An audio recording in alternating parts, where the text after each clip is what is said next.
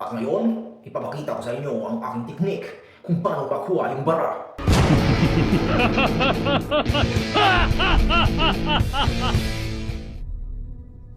Hello, what's up mga kabola? Sa nakikita nyo, sa likod ko, ay ang aming bathroom.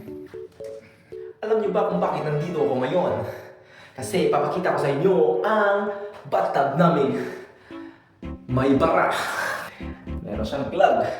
Kasi napakaraming buhok ang nahulog sa ilalim. Hindi kasi nilagyan ng strainer. Ilang beses ko nang sinabihan si Awas na huwag hinuhulog ang kanyang buhok. Pero, ginawa pa rin. So ayun, kailangan ko talagang maglinis. Oh my goodness. Napakamahal pa naman ng bayad sa tubero. Kaya ako na lang ang kanyang bayaran. At ngayon, ipapakita ko sa inyo ang aking teknik kung paano pakuha yung bara. Team Boleros, transform to Team Tuberos. Una natin gagawin ay bubuhusan natin ng mainit na tubig yung hole para matunaw yung mga sabon sa ilalim. Dahil sa kanila kumakapit ang mga buhok. Ibuhusan natin.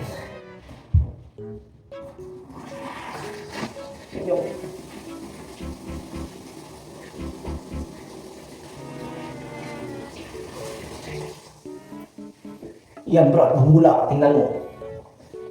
Mula-mula. Hayaan na muna natin siya dyan. Hanggang sa matunaw niya ang sabon sa ilalim. So, after 5 minutes, hindi na siya mainit. Pwede na natin umpisahan. At dala ko rito ang aking, yung tawag dito ay flexible drain brush. Ito siya. Itong ginagamit ko pag may vlogs. Yun. Hindi siya masyadong mahaba, pero pwede na. Tingnan nyo. Ito yung spring. Spring mo siya. Meron siyang mga brush sa dulo na sigurado makukuha ang buhok at ilalim. Akyat na ako dito. At tutusukin natin yan ang butas. Ganito lang dapat siya. Mga lobes. Pakita ko sa inyo. Pasok muna natin sa butas. Like this.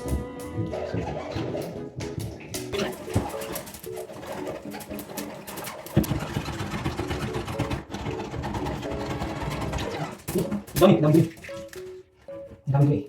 Bukas.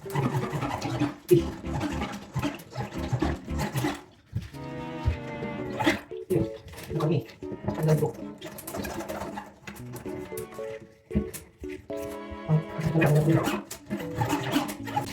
Ayos.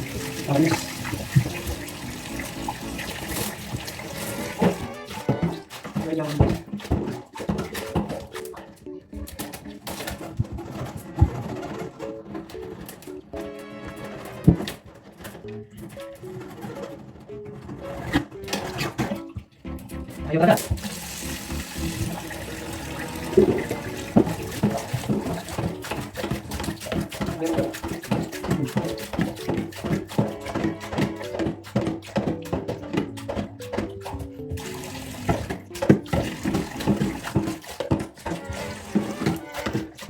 So, dahil hindi kaya ng ating drain brush, gagamit pa tayo ng isang technique.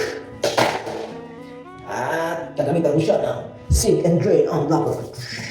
500 ml. Bubuhos natin siya. Dapat naka-gloves tayo. Dahil chemical ito. Open it. And let's drop it. Here. Bubusin na natin ito.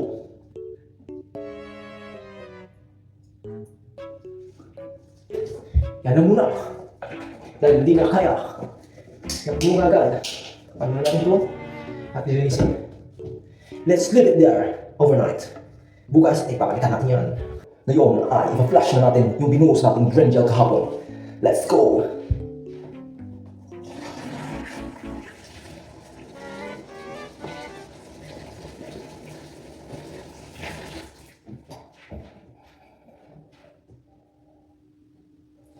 Parang di ata gumagano.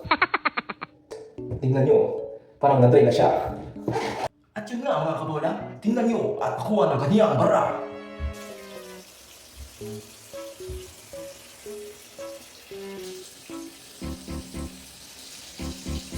O, di ba?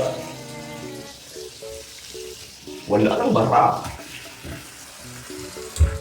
Pero bago po natin tatapusin ang video, baka meron po kayong alam na mas mabilis na paraan para makuha yung bara. Paki-comment na lang po. Thank you very much at see you sa next video.